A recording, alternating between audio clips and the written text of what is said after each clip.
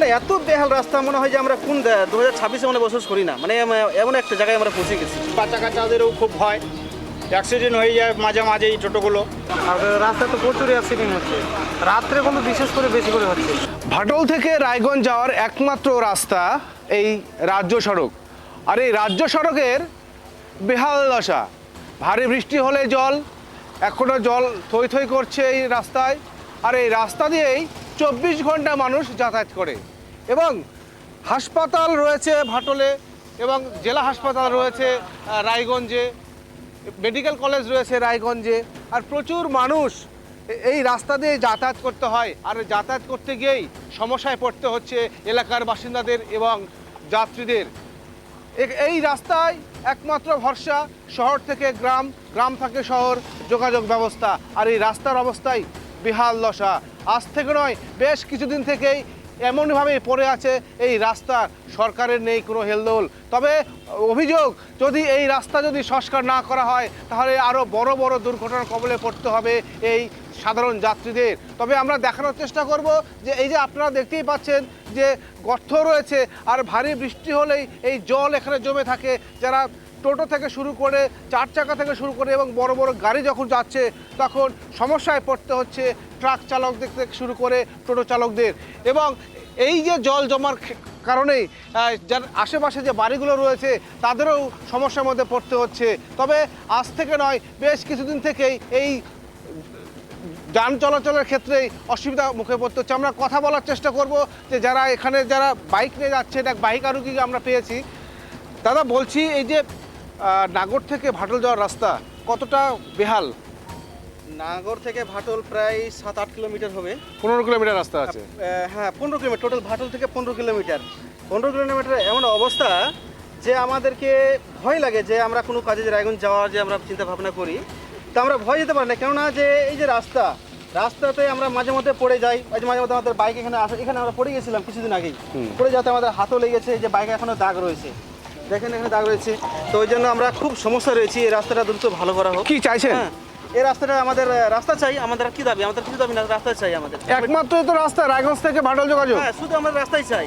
আমাদের সাধারণ গরিব মানুষগুলো আমরা এত অভাবে মানে বেড়াই যে এখান দিয়ে আমরা টোটো চলা করে মানুষ ব্যবসায়ী করে খাই বা সংসারে রুজি হয়।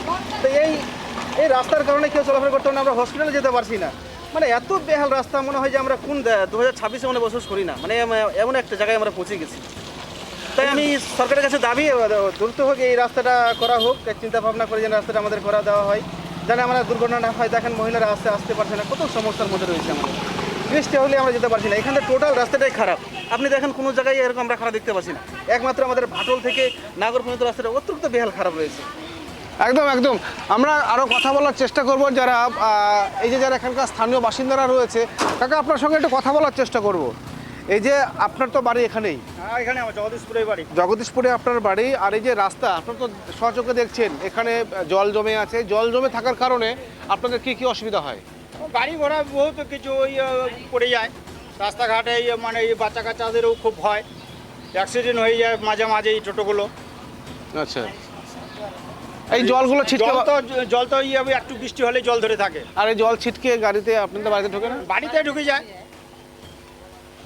চরম সমস্যার মধ্যে পড়ছেন। হ্যাঁ, সমস্যার মধ্যে মানে ভালো সমস্যা। কি চাইছেন সরকারের কাছে? দাবি এটা আমাদের যেন তাড়াতাড়ি ঠিক করা হয় রাস্তাটা। এখন তো নতুন সরকার।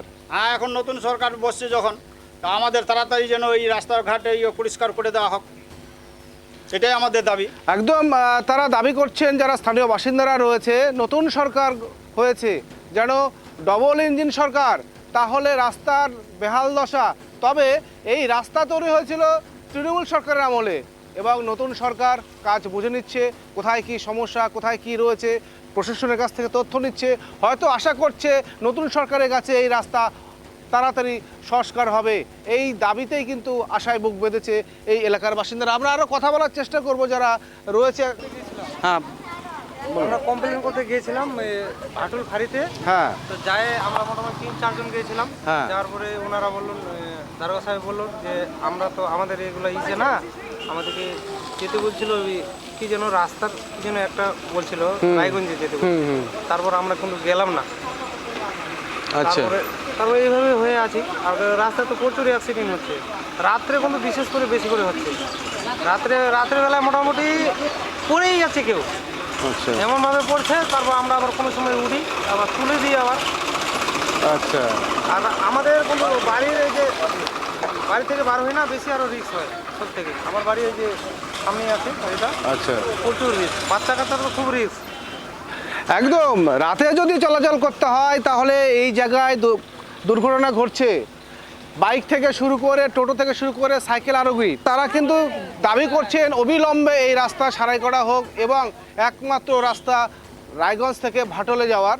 আর এই রাস্তা দিয়েই প্রতিনিয়ত এবং প্রচুর মানুষ যাতায়াত, এবং রয়েছে, আবারও বলছি, রয়েছে হাসপাতাল, রয়েছে স্বাস্থ্যকেন্দ্র, রয়েছে প্রচুর স্কুল,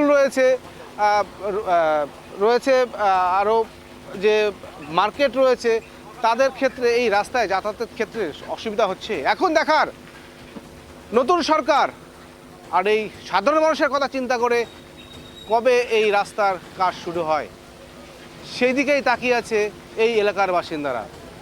ক্যামেরায় বিনয় বর্মনের সঙ্গে অনিমেষ সরকার, KTV বাংলা।